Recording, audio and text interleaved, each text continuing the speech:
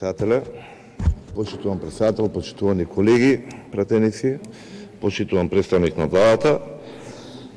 Јас ќе продолжам од таму кај што заврши колегата и репликантите преходно, бидејќи навистина не би сакал да се претвори оваа говорница, овој пленум во диалог на глави. Не можеме едните да гледаме само лошото, другите да го гледаат само доброто. Но има и полошо од овие две работи, кога едноставно не ќе ниту да се види, ниту да се слуша нешто. И јас такво чувство го имам за серија на закони, вклучително и на овој. Зошто го велиме тоа? Оваа дискусија ќе се повтори уште 20 пати. Непотребно. Тотално непотребно. Имавме дискусија на комисии, имавме дискусии на првото читање, има сериозна дебата во јавноста. Имаме сериозни реакции во јавноста. Токму по овој закон и сите следни што доаѓаат во името на усогласувањето со фамозната минимална плата. А тогаш навистина имавме големи дискусии. И тогаш рековме дека ова ќе се случи.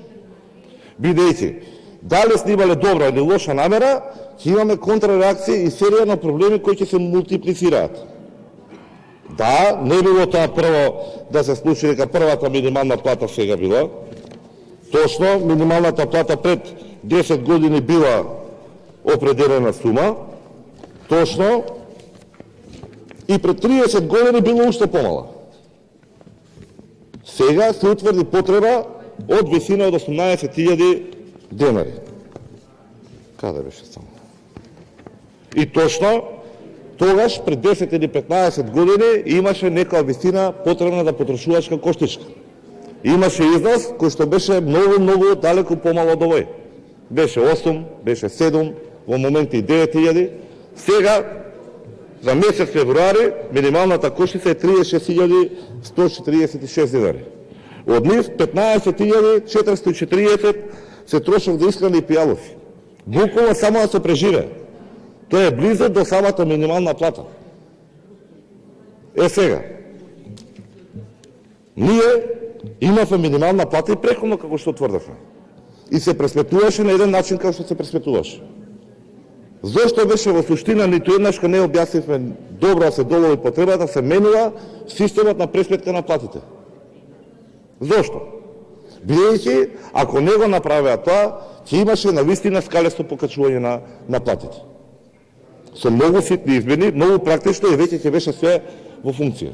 Веќе ќе немавме реакции, веќе ќе немавме потреба од реплики, контрреплики и до објаснувања.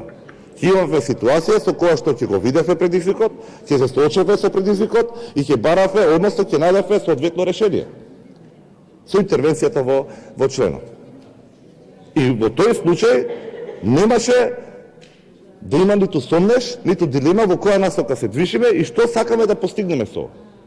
Вака поставена, ваков закон, има полно право работниците кои велат дека се тоа манипулација и дека е ситна превара. Бидејќи ова не е скалесто покачување. Земете го примерот, ќе видите скалесто покачување што значи и како се рефлектира на самата плата. Некаде 8 денари, негде 300 денари, негде 700 денари, тоа не е скалесто покачување. И тоа не осликува праведноста во однос на примањата на работниците. Тоа може да предизвика само дисбаланс во системот, во систематизацијата и во начинот на функционирање на самите институции. Мотивацијата кај некој ќе биде можеби на некој соодветно ниво, но во најголемиот дел од случаевите мотивацијата ќе биде намалена.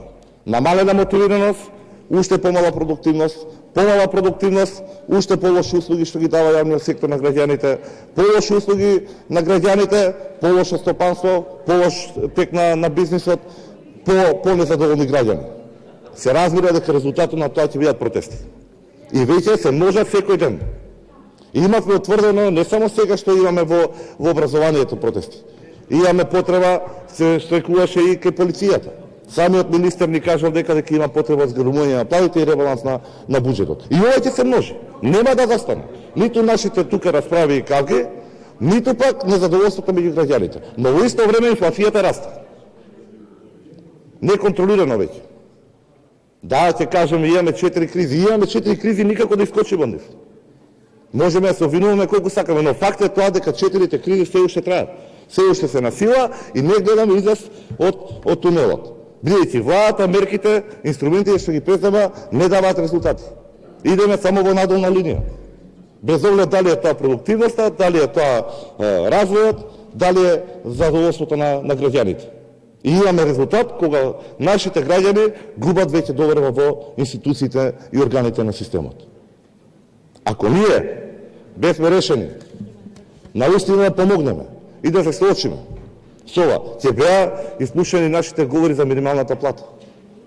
Тогаш имаше укажување дека еден од ризиците точно може да се случи инфлаторно влијание со драфично покачување на минимална плата и тоа доколку биде скалесто. Но и бевме тука токму уверувани од представниците на влада дека тоа никогаш нема да се случи.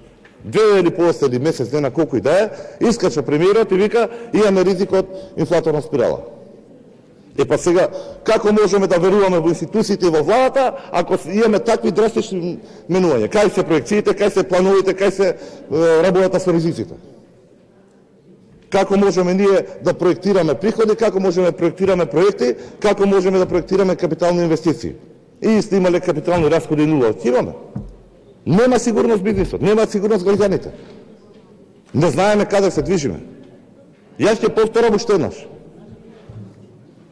Она што го кажав тогаш, доколку навистина сакаме квалитетно решение, квалитетен пристап, треба да се комуницира, да се имат предвид мислењата, не само на опозицијата, на стручната фела, на луѓето што реагираат, на синдикатите. Истите тие се најголем дел од зборовите што се преклопуваат. Не случајно се луѓето на улица, бидејќи ова што им се нуди не е решение, ова генерира проблеми. Уште со минималната плата искочивме со амандмани со кои што баравме скалесто покачување на сите. И тоа ќе се решеше се. Немаше потреба од 20 закони, од долги беседи и оптоврување на работата на собранието. Не беше прифатено. Имаше предлог, многу просто решение, едноставно со интервенција на коефициентот. Сега е 81,6 на 88, ако се ставаше денари, со постоечката пресметка на платата, минималната плата ќе беше запазена во најниските нивоа и ќе имавме автоматско скалесто покачување на сите останати. И тоа ќе стикуваше праведност. И тоа ќе даваше дополнителна мотивација на вработените. Тоа ќе произведеше подобар резултат од работењето на институциите. Со еден ден, со еден акт. И немаше да имаме потреба од ова вдека беседање. Додека повторно кажувам, инфлацијата расте, а она што ние ќе го покачиме, веќе им го има изведено како приход на вработените. И наједноставно кажано, илјадарката веќе не е илјадарка која ќе влезете во маркет. Преходно полнавме количка, сега не можеме едно кесе. Под услов да го најдеме соодветниот прехранен продукт, бидејќи до таму стигнавме. Исто така, во ред, веќе земеме предвид дека се направиле превиди, дека не сте имале добри планови, дека состојбата со буџетот е лоша, дека 4 милиарди буџет колку што беше укажано дека оваа година ќе ги собереме, односно потрошиме, се недоволно. Дури и 4 милиарди се недоволно. Имаше амандман со кој што се предлага од УПОС за линеарно покачување. Не е сосема праведно, но сепак осликува подобрување на финансиските примања на сите нивоа. Од највисокото до најниското, линеарно. Како привремено решение, јас не можам се уште да најдам логиката зашто тоа не беше прифатено. Финансиските импликации се буквално, да не кажеме смешни, но се занемарливи во однос на некои непродуктивни расходи што ги има тековната влада. Нема да ги именувам, ги знаете и самите. Неблагодарно да се укажува на еден, втори или трет расход, кога ги имаме серија на нив. Можеме да си го дозволиме. Едноставно ќе скратиме непродуктивните расходи, ќе направиме подобри тендерски постапки, ќе направиме повеќе електронски аукции наместо договори во 4 очи, пари ќе има. Само треба да се посветиме. И конечно, можеше лесно да се направи со усогласување со колективните договори. Ова не се аргументи што се производ на некоја моја анализа. Ова е само сублимат на мислење и ставови кои што се искажани во јавноста. Од релевантни фактори и од директно засегнати граѓани, институции, синдикати и органи. Да резимираме. Немаме скалесто покачување, имаме предлог закон кој што ќе генерира проблеми. Ви благодарам. Fajn дайте, Јуве. Ви благодарам и вам. Диме